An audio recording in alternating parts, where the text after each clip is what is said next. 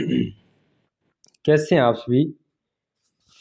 आज की हिस्ट्री की क्लास का हमारा जो चौथा दिन है, आरपीएफ कांस्टेबल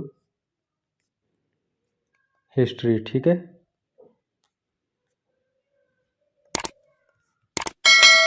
तो हम इस क्लास में आए हुए क्वेश्चंस हैं वो पढ़ेंगे। तो हमारा जो पहला क्वेश्चन है वो है, ये सारे के सारे क्वेश्चन रेलवे में आए हुए क्वेश्चन है।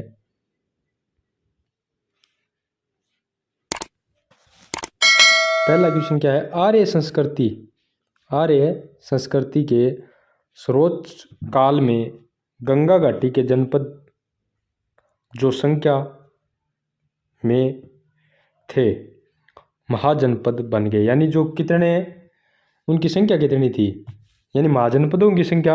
हमें महाजनपदों की संख्या पूछा है, महाजनपदों की संख्या कितनी थी, तो 16 महाजनपद थे। ठीक है, 16 महाजनपद थे। तो आपका सी ऑप्शन है वो करेक्ट आंसर होगा।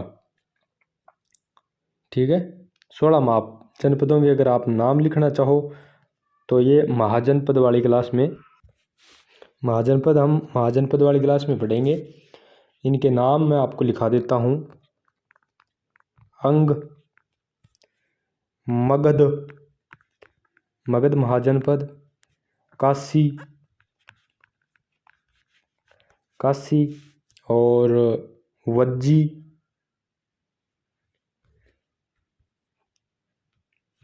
और महाजनपद कौशल, अवंती और पांचाल, मल और लिखो मल, कुरु महाजनपद, चेदी और कंबोज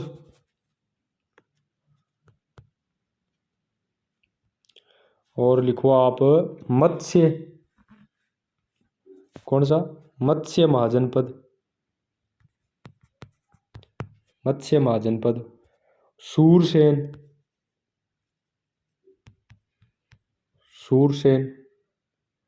और सूरसेन, पांचाल आ गया, गंधार, अस्मक। ठीक है, ये थे आपके वो 16 महाजनपद। ठीक है, तो महाजनपदों की संख्या कितनी थी, 16। अगला क्वेश्चन क्या है, अगला क्वेश्चन है 6वीं शताब्दी ईसा पूर्व से प्रारंभ में भगवान महावीर का जन्म निम्नलिखित में से किस स्थल पर हुआ। यानी भगवान महावीर का जन्म है वो किस स्थान पर हुआ, उनका जन्म स्थान कौन सा था। तो भगवान महावीर का जो जन्म स्थान है वो आपका वैशाली था। ठीक है, वैशाली कौन सा था, वैशाली के अंदर 540 ईसा पूर्व इनका जो जन्म हुआ और उस स्थान का नाम था कुंडग्राम, वैशाली के अंदर इनका जन्म हुआ था। ठीक है, 540 ईसा पूर्व। और ये जो भगवान महावीर स्वामी थे, ये जो जैन धर्म के अंतिम तीर्थकर थे, जैन धर्म के अंतिम तीर्थकर। ठीक है, तीर्थकर थे, अंतिम तीर्थकर थे जैन धर्म के। और इनकी जो मृत्यु हुई थी, भगवान महावीर स्वामी की जो मृत्यु हुई थी वो आपकी हुई थी 468 ईसा पूर्व पावापुरी नामक स्थान पर हुई। ये बिहार के अंदर है। ठीक है, बिहार। अगला क्वेश्चन है, दूसरा तमिल संगम निम्न में से किस स्थान पर संपन्न हुआ। दूसरा तमिल संगम निम्नलिखित में से किस स्थान पर संपन्न हुआ। तो दूसरा जो तमिल संगम है वो आपका किस स्थान पर संपन्न हुआ? ऑप्शन क्या है? तिरुनेलवेली, मदुरै, काप्तपुरम, दक्षिण मदुरै। तो इसका जो आपका आंसर होगा वो होगा सी ऑप्शन, काप्तपुरम। काप्तपुरम, ठीक है, काप्तपुरम। काप्तपुरम में आपका जो दूसरा तमिल संगम है वो संपन्न हुआ। अगला क्वेश्चन क्या है? प्रसिद्ध यात्री फयान का संबंध किस देश से है? प्रसिद्ध यात्री फयान का संबंध है वो आपके किस देश से है? इटली से है, पर्शिया से है, ग्रीस से है या चीन से है? तो फयान, इसे तो लगभग आपने नाम सुना ही होगा, ठीक है। तो इनका जो संबंध है वो आपका संबंध चीन से है। तो डी ऑप्शन इसका जो है आपका करेक्ट आंसर हो जाता है, चीन। फयान जो है भारत के अंदर कब आए? चंद्रगुप्त किसके समय आए थे? चंद्रगुप्त विक्रमादित्य के कार्यकाल में यानी शासनकाल में जो है चंद्रगुप्त विक्रमादित्य के शासनकाल में फयान है वो भारत आए। और भारत आने वाले प्रथम चीनी यात्री भी थे ये, ठीक है। भारत आने वाले प्रथम चीनी यात्री कौन थे? फयान। भारत आने वाले प्रथम चीनी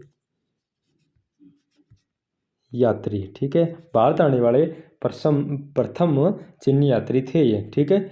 और फयान ने जो यहाँ धर्म अपनाया वो कौन सा धर्म अपनाया? बौद्ध धर्म अपनाया, ठीक है। फयान ने बौद्ध धर्म अपनाया। कौन सा धर्म अपनाया? बौद्ध धर्म, ठीक है।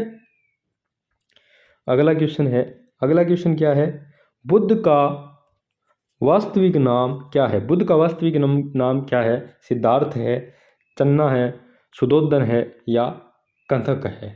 तो जो भगवान बुद्ध थे, गौतम बुद्ध का जो वास्तविक नाम था वो आपका सिद्धार्थ था, सभी जानते हो आप। ये ऑप्शन इसका जो है सही उत्तर होगा। और भगवान बुद्ध का जो जन्म हुआ था वो हुआ था 563 ईसा पूर्व, 563 ईसा पूर्व लुम्बिनी करेक्ट में लिख लो, कपिलवस्तु के अंदर, नेपाल में हुआ, ठीक है। लुम्बिनी कपिलवस्तु नेपाल के अंदर हुआ। और ये शुद्धोधन है वो पिता थे, गौतम बुद्ध के पिता थे शुद्धोधन, ठीक है। और माता की बात करें तो माता थी माया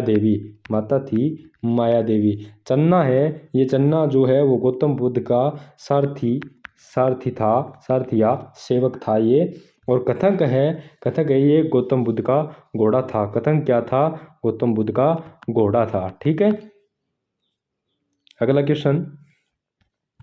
क्वेश्चन है, जैन अवेस्ता किस धर्म से संबंधित पवित्र ग्रंथ है? कौन सा? जैन अवेस्ता किस धर्म से संबंधित पवित्र ग्रंथ है? ईसाई धर्म से संबंधित है, सिख से है, पारसी से है या इस्लाम से संबंधित है? तो आपका जैन अवेस्ता है वो आपका पारसी धर्म से संबंधित एक पवित्र ग्रंथ है। ईसाई धर्म से संबंधित जो पवित्र ग्रंथ है वो कौन सा? आपका ईसाई धर्म से पवित्र ग्रंथ है वो आपका है बाइबल,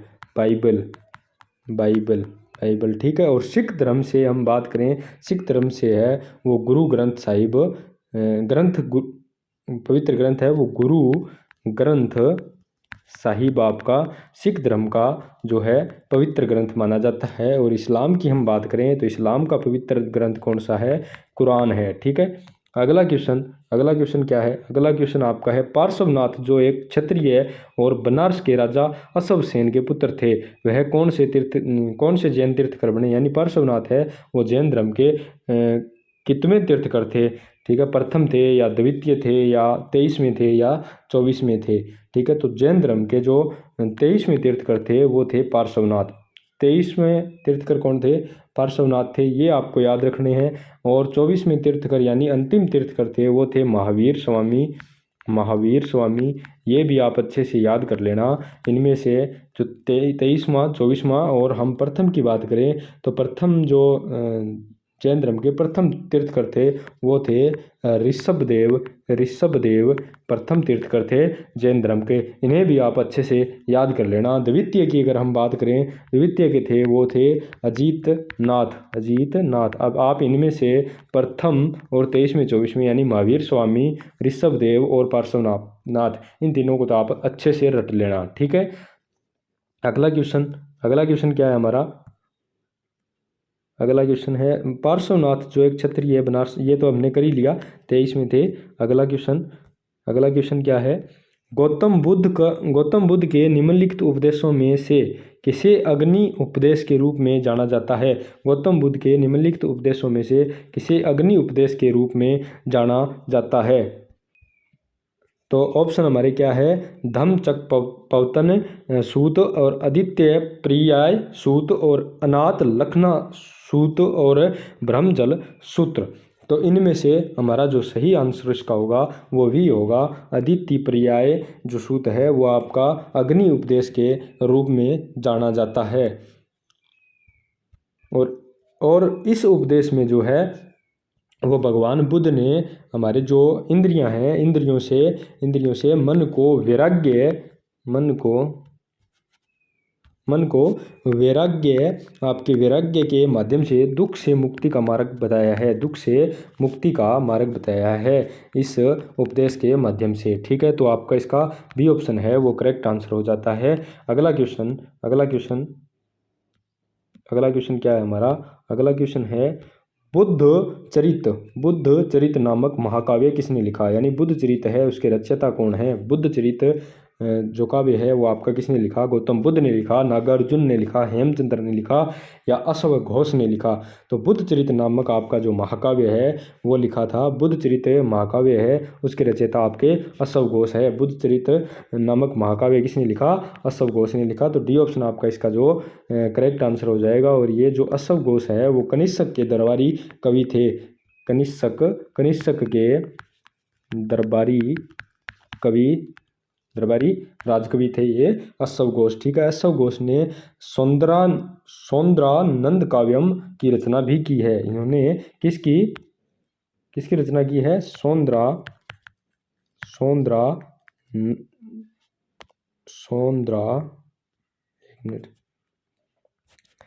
किसकी रचना की है?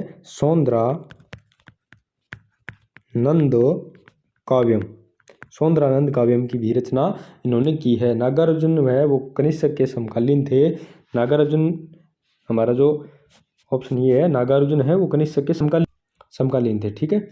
और अश्व घोष हमारा जो क्वेश्चन का उत्तर क्या हो गया? अश्व घोष हो गया। ठीक है। अगला क्वेश्चन आज की क्लास में इतने ही है।